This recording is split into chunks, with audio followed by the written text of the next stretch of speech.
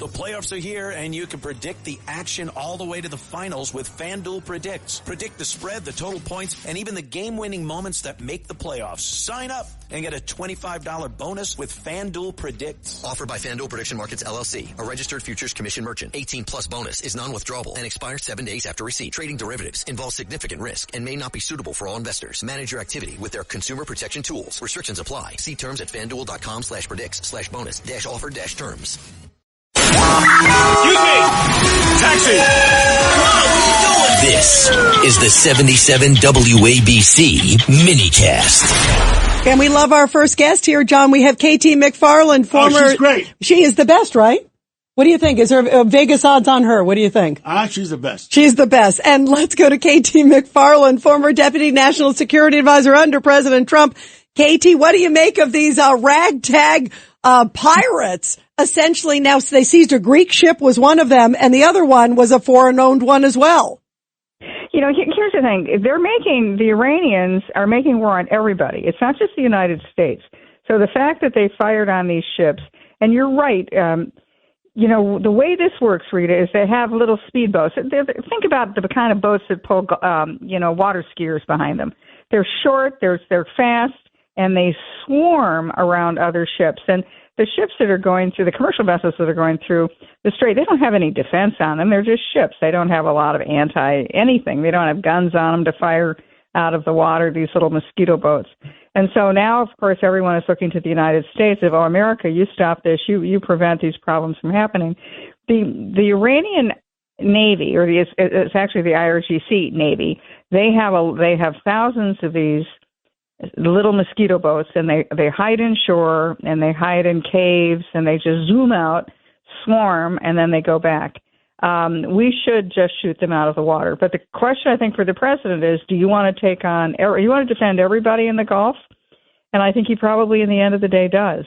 The next couple of days. Well, I mean, at the end of the day, KT, I mean, you sink a few of them and they know that they're going to go out there and die. Well, maybe they change their mind from going out there. What do you think? A one-way mission? Absolutely. Yeah. Well, I mean, there's no reason not to get them, absolutely. And frankly, if we have the new weapons that I think are coming online, the USS Preble, which is a destroyer in the 7th Fleet, so it's in Asia, but we have these new laser weapons. Where you can, it's almost like something out of Star Wars, where you can just shoot and then bing, and the ship is gone, shoot, bing, the drone is gone, shoot, bing, the missile is gone. But at the end of the day, the only way we're really going to clear the Gulf and the Strait of Hormuz is to take out all these little mosquito boats, because all you need is just a couple of them, and they can wreak an enormous amount of havoc. As President Trump said, one, shoulder-fired missile, and you can take something out of the Gulf. You take a whole tanker out. You could take a ship out of the Gulf. The next couple of days are going to be really critical. I think President Trump is going to resume the bombardment. The problem that the Iranians have right now is nobody's in charge. Not that we're surprised, right? All the decapitation of their senior leadership means nobody's sure who's in charge. It's probably the guys in the suits who are doing the negotiating. They probably want a deal, but those aren't the guys with the guns. The guys with the guns are the IRGC. So they're having an internal fight amongst themselves, but that doesn't mean that they should be allowed to use that as a method of distracting the U.S. Our negotiators, when Vice President Vance was there with him a week or so ago, he said that the biggest fighting was not between the Iranians and the Americans. It was between the two sides or three sides of the Iranian side. And that's what, the regular Iranian army versus the IRGC, or what? Well, the regular Iranian army is a professional army that predates the revolution, so it predates the mullahs. They're intact, and we have interestingly not killed off a lot of those guys. It's the IRGC. Their job was to keep alive and keep, alive forever the revolution and the mullahs. So they initially started out as... It was like Hitler had the SS. That's the SS. They're the SS. But the problem is now that the SS is in charge. Yes. Because the IRGC owns everything. They own all the defense industrial complex, in their own pockets. They're corrupt. And I think the myth that the mullahs are really in charge, it was for the last decade or so, it's been a myth. It's the IRGC that's been calling the shots. KT, one of the things, too, you talk about IRGC. I saw a report that there's 103 to 150,000. That's the estimate. That's a lot of mosquitoes to take out. Well, yes, but they're not all paid. Here's the thing. So the IRGC, it includes the Quds Force, which is the proxy armies. It includes the Besieged, which are they're volunteers. These guys on motorcycles that go around. They're thugs, and they go around and grab women, make them wear the headscarves. If they don't, they throw them in jail, rape them. These guys are not necessarily paid a salary, but they're paid in benefits and goodies and things that they're getting from the regime. I think that the whole thing, it's all going to come to a head within the next 3 weeks, because for the reason that John is so articulate about, they've got to get the oil out of the pipelines and in the tankers. That's not happening. The oil wells are going to back up. Iran has no money coming in. We're not letting them make any money off their tankers.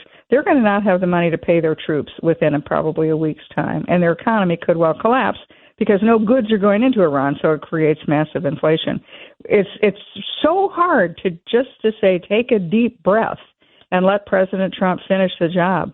But I think that we're almost there, and we need to let President Trump finish the job. Yeah, 100%. Thank God he's the president at this moment, KT. That's all I got to say. Rudy Washington. Well, I was surprised, KT, that we did not take out the IRGC during the first attack, knowing that they were going to be the problem, and assuming that they were in some organized fashion, like an army, in a barracks. We took out their headquarters. We did take out their headquarters. We took a lot out. We took the senior leaders out, the first tier of the leadership. Right. We took a lot of their command and control.